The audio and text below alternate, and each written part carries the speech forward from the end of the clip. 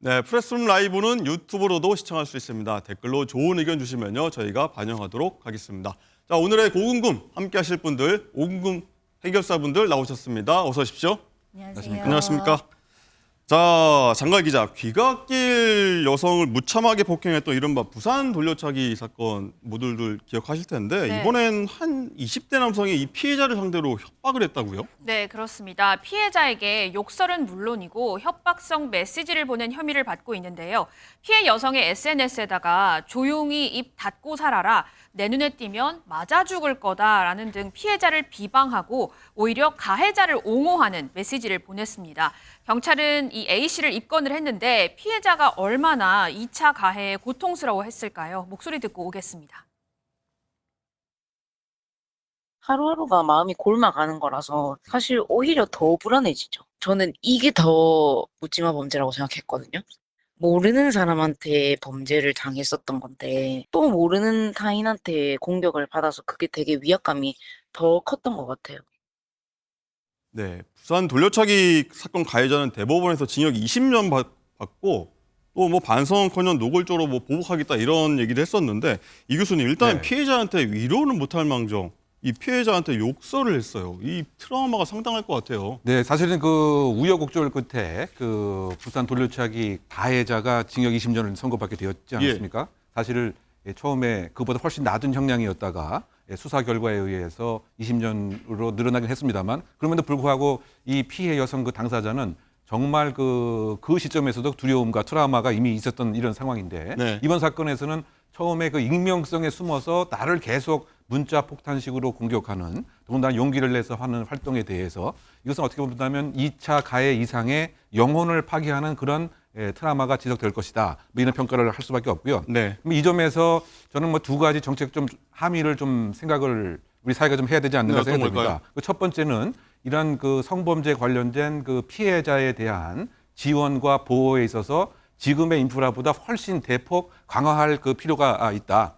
형사사법 체계가 지금까지는 가해자만 처벌하는 것에 국한되는 이런 것이었고 피해자는 저 멀리 증거 방법의 변방에 있는 것에 불과한 것이었습니다. 그런데 사실상 국가에 그 존재한 이유가 그 안전한 삶의 그 보장이라는 측면에서는 지금보다 이를테면 금전적인 보상의 지원뿐만이 아니고 안전한 쉼터 또 평상시에 무엇인가 신변 보호를 하는 이런 인프라에 대한 확충 이것이 첫 번째 정책적인 이 개선이 좀 필요한 부분이 네, 아닌가 그리고요? 생각되고요. 두 번째는 어떻게 본다면 지금 이 가해자의 그런 내용들을 보게 되면 여성을 비하하는 마치 그 남성 지향적 이런 생각을 갖고 있는 것은 아니었던 것인지 즉 바꿔 얘기하면 가정폭력, 성폭력, 디지털 성폭력 또는 그 데이트 폭력 이것이 이른바 젠더 폭력이라고 유엔에서 명명을 합니다. 네. 근데 그 여성가족부 그 장관은 사실상 젠더라고 하는 말 자체를 이렇게 포함하기를 조금 부담스러워하는 그래서 인하대 대학생 성폭행 사망 사건 또 신당동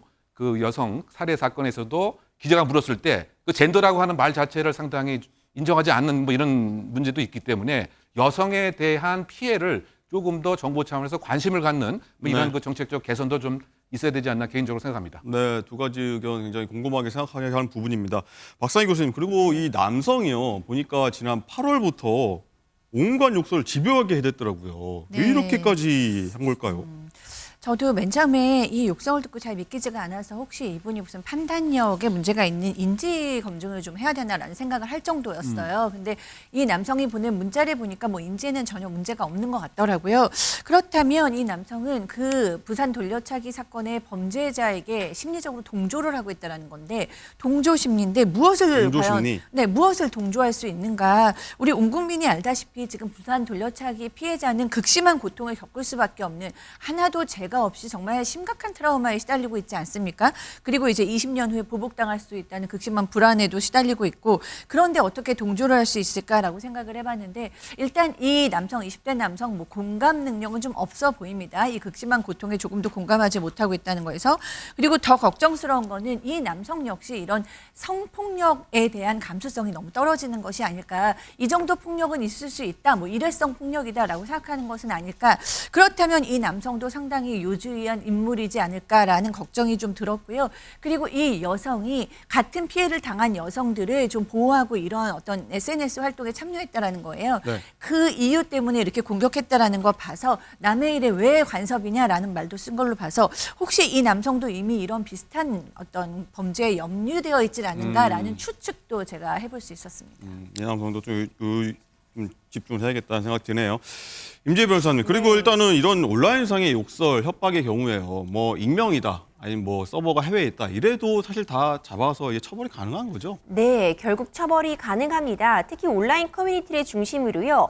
해외 서버를 두고 있는 SNS는 결국 수사 협조가 이루어지지 못해서 외국의 경우에는 관련자가 누구인지 확인해주지 않아서 처벌이 되지 않는다, 이런 잘못된 정보가 떠다니기도 하는데요. 네. 사실과는 다릅니다. 해외에 서버를 두고 있는 경우에도요. 수사 협조를 요청하게 되면은 물론 범죄 혐의점이 어느 정도 소명이 돼야지만 어떤 협조가 이루어진다는 점은 있지만, 그리고 또한 해외에 있다 보니 서로 이제 의견을 주고받는데 시간이 걸려서 다소 시간이 국내에 있는 서버보다는 걸릴 수 있겠지만, 결국 IP 추적을 통해서 특정인을 딱 특정할 수 있는 것은 동일합니다. 다 잡힌다? 그렇죠. 네. 그럼 일단 처벌 수위는 어느 정도 될 걸로 좀 예상하세요? 지금 일단 온라인상, 그러니까 정보통신망, 인터넷을 활용해서 욕설을 한다거나 어떤 협박적인 내용을 담고 있는 메시지를 주고받았어요. 사실 이 피해자가 느끼는 공포감 정말 상당했을 것 같거든요. 그렇죠. 결국 어떤 모욕죄의 적용도 가능할 것으로 보이고요. 정보통신망법상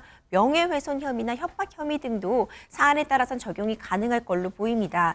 사실 예전에는 이런 일회성인 어떤 협박적인 메시지 같은 거 보내면은 크게 사실 선고유예나 기소유예가 나오기도 했습니다. 네. 하지만 요즘은요, 이 해외 서버를 두고 있는 그런 유명 SNS, 뭐 페이스북이나 인스타그램 이런 업체의 대표들도 나서서요, 이런 온라인상의 명예훼손에 대해 무관용 원칙을 천명하고 있고요. 무관용 원칙. 수사에도 적극적으로 협조하겠다고 밝히고 있는 상황이거든요. 이런 사회적인 분위기 고려할 때 징역형까지도 충분히 바라볼 수 있는 중범죄라고 생각합니다. 징역형까지도 바라볼 수 있다. 사필 규정이라고 하지 않습니까? 하는 만큼 그대로 자신한테 돌아간다는 점 잊지 말아야겠습니다.